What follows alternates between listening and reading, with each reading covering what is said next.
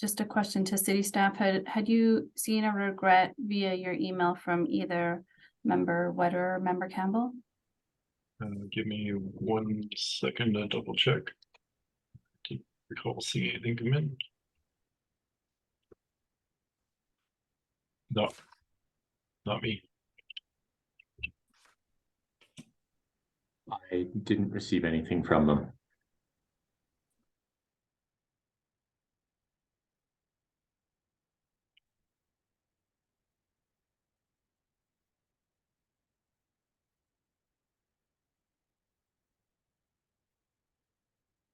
Albert, do you mind just sending a quick note to them, if you don't mind, via email? Sure, just give me a quick second. Thank you so much.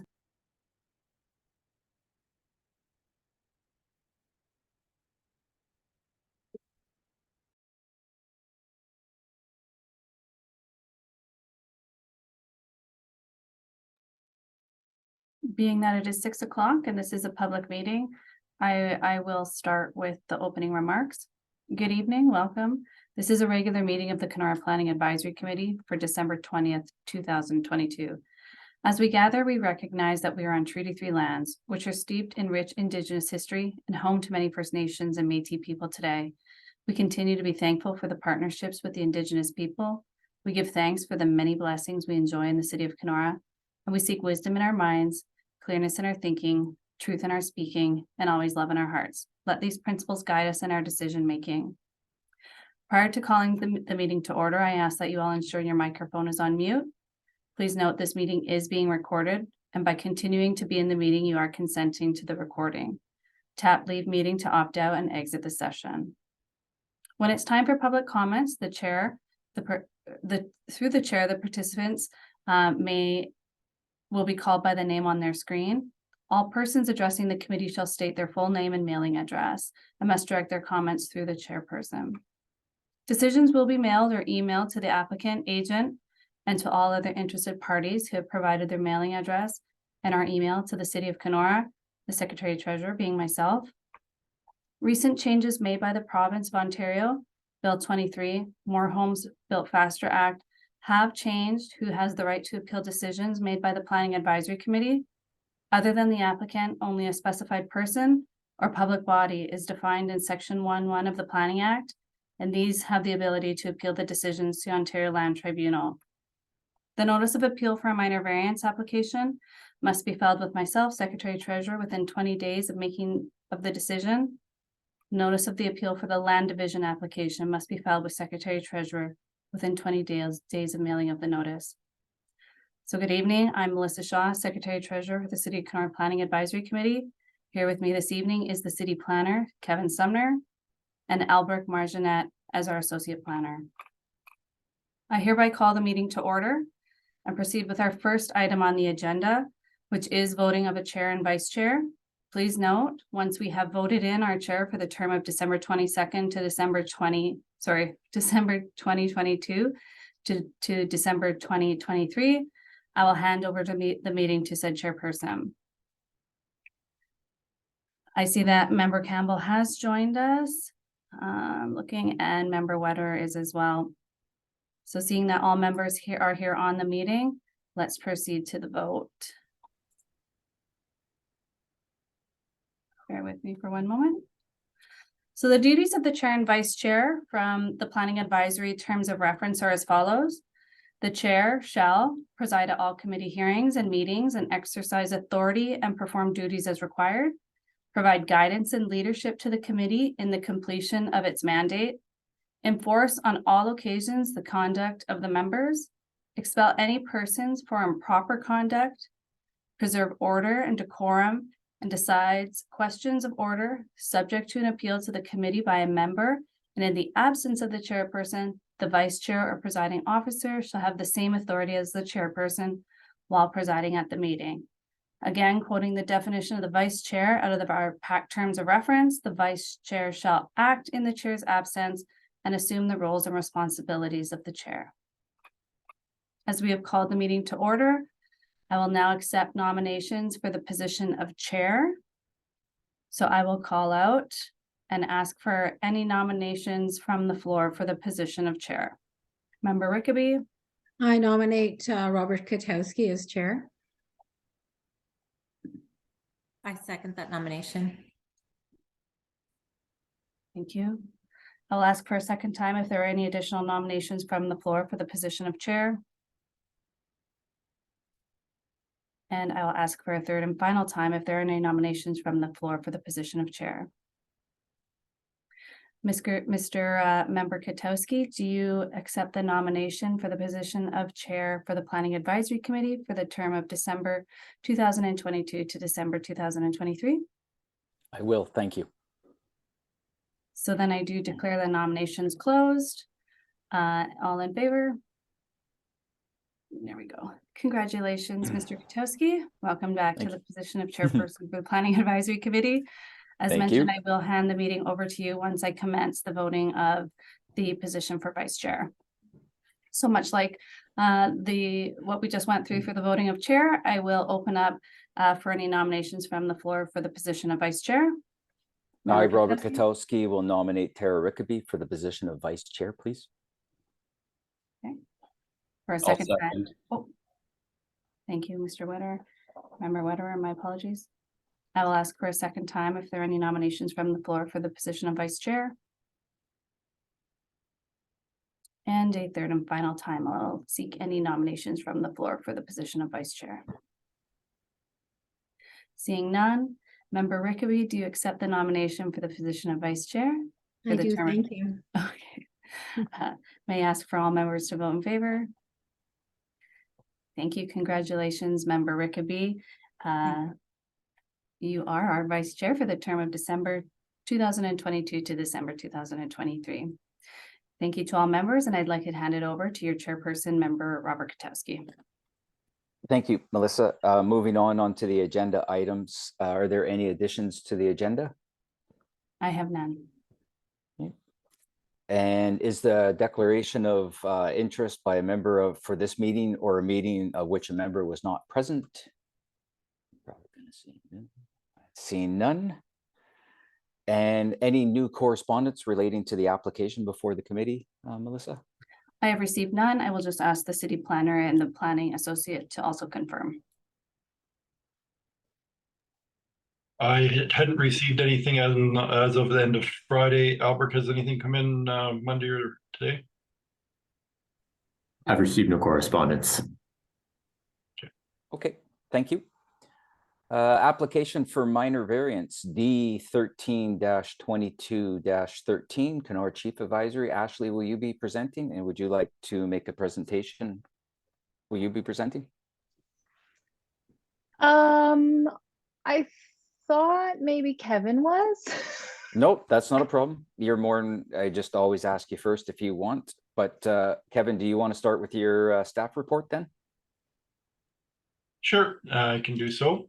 I can't recall if I gave members a heads up, but I know that everyone's had an opportunity to read through the report since late last week. But I do like to read through these fairly comprehensively for the records. So bear with me. It is a rather simple application, but I need to hit on all the key points here.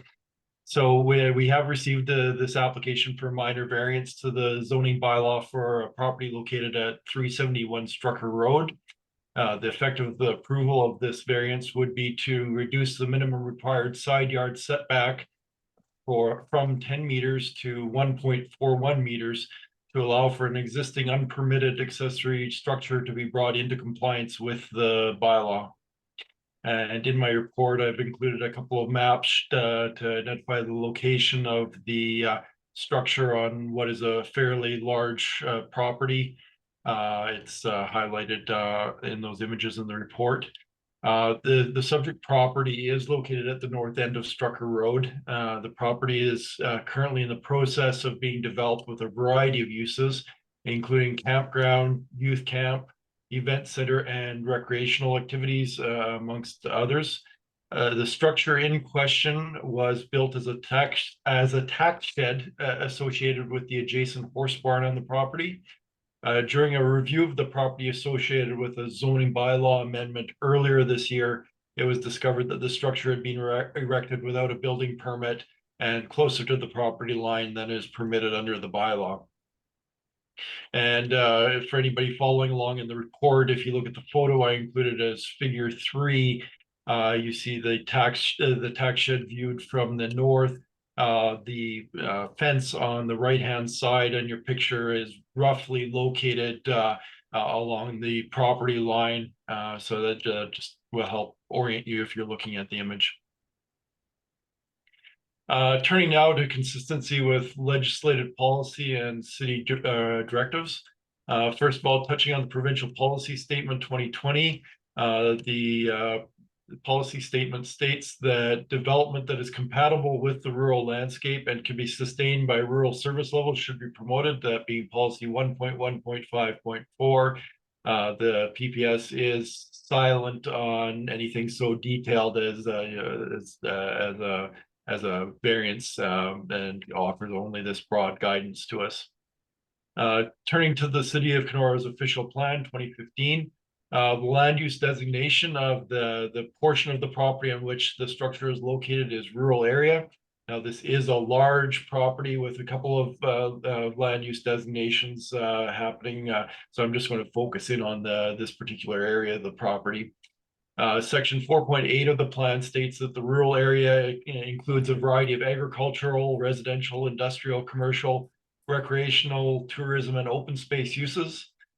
Tourist commercial uses, which is I think the most broadly applicable term description of the developments ongoing at the property, may be permitted in the rural area and include a full range of facilities, including recreational facilities and other services. The brown hatching on the map, that's figure 4 in the report, in the area containing the structure, indicates an area of the city that has high quality mineral aggregate resources, and this is fairly common in the southeastern portion of the municipality. The existence of these resources has no impact on the construction of an accessory structure. Turning then to the zoning bylaw, the property is zoned RU 53 rural zone. The RU zone or rural zone allows for the production of farm produce as well as recreational and other compatible uses, as well as limited development of low intensity, single detached, seasonal or permanent housing compatible uses in a rural setting. Now the 53 identifier was added actually just earlier in 2022 as a result of a zoning amendment. And that indicates a site-specific exception to allow for a community hall, place of assembly, and youth camp as permitted uses on the specific property. So those uses wouldn't normally be permitted in the rural zone, but as a result of that zoning bylaw amendment have been allowed here. And it also applies setback provisions from the Trans-Canada Natural Gas Pipeline, which passes through the property. The RU zone has a minimum side yard requirement of 10 meters, as the proper structure in question has been erected at a distance of 1.41 meters from the side property line. This variance is required. Now, we did circulate this for this application for interdepartmental and agency circulation. No current concerns were identified during that circulation. We also circulated the notice of complete application and hearing in accordance with section 45 of the Planning Act. As of the date of the report, and as you heard a few minutes ago, as of tonight, no comments have been received from the public, either for or against the application. So finally, I'm going to turn to my evaluation, which is fairly brief for this application. It's my opinion that if approved, the requested minor variance will bring the accessory tax shed structure into compliance with the zoning bylaw and allow for a building permit to be issued. No concerns have been identified with the location of the structure at a distance of 1.41 meters from the property line. And I should note that we also looked at, during my site inspection, I also did look at the adjacent property that factors into this. The closest adjacent property is undeveloped and tree covered, and there's no reason to expect that this structure would be any more of a nuisance than the than the ongoing equestrian use of this area of the property, if anyone should develop that adjacent property. Then finally, turning to the 4 tests that are to be applied for applications for minor variance. First, that the general intent and purpose of the city's official plan is respected. I believe that the required variance is in support of a structure and use that is supported under the official plan. Then that the second test, that the general intent and purpose of the zoning bylaw is being respected. The intent of the zoning bylaw is achieved where relief from a regulation may be granted if no negative impacts are anticipated. And I believe the proposed relief is unlikely to impact on the neighboring property. Other associated structures, including the horse barns and paddocks, appear to have been located immediately adjacent to the property line for some considerable amount of time. The third test, that appropriate and desirable development of the land. Desirable development of the land is development that is compatible with the established community, existing buildings and development. The accessory structure in question expands an existing permitted use of the property, which in itself appears to be appropriate and desirable. And the final test, that the proposed variance is minor in nature. I believe that the variance in question being requested can be considered minor in being the minimum required to bring the accessory structure into compliance with the zoning bylaw. Therefore, it's my recommendation that the Planning Advisory Committee takes into consideration any comments that may yet be received, which I'm not seeing anybody else joining the meeting. I doubt will be any. And that the application D13-22-13 to seek relief from the City of Kenora zoning bylaw 101-2015, section 4.12.3D, to reduce the required side yard from 10 meters to 1.41 meters, to allow for an existing accessory structure to be brought into compliance with the zoning bylaw, meets the 4 tests and should be approved. Thank you. That concludes my report. Thank you, Kevin. Ashley, you've heard the staff report. Is there anything you would like to add or any questions that you have regarding the staff report? No, I just want to say that Kevin's report is detailed and provides all aspects of the requested variance, and I couldn't have said it better myself. So thank you, Kevin. Thank you, Ashley. Good. I will ask, is there any member of the public who wishes to speak in favor of the application? Seeing none. Is there an individual from the public that would like to speak in opposition of the application? Seeing none. At this point, I'll turn it over to the members of the committee. Are there any members of the committee that have any questions or comments or would like to have a discussion with regards to the application? I'm seeing none. Last chance. Anyone have any comments? Okay, I only have one comment for the committee members. Has everybody had a chance to review the decision that was in our package?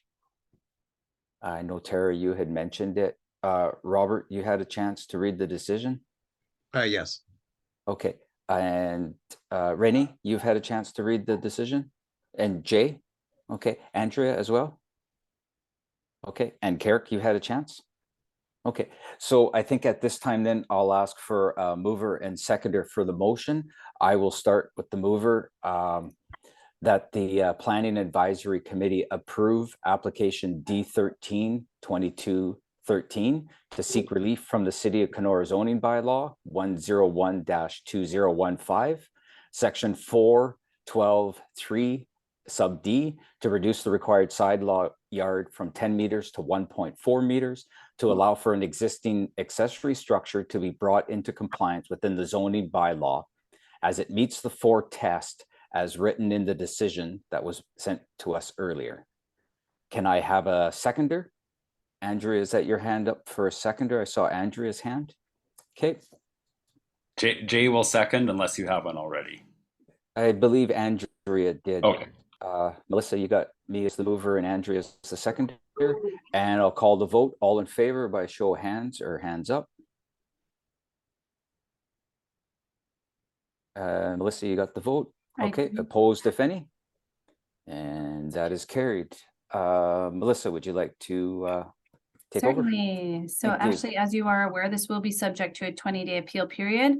The rights for those to those who can appeal have been changed recently by the province of Ontario, but we still are, required to uphold that 20-day appeal period. So you will be able to lawfully permit after January 9th, 2023.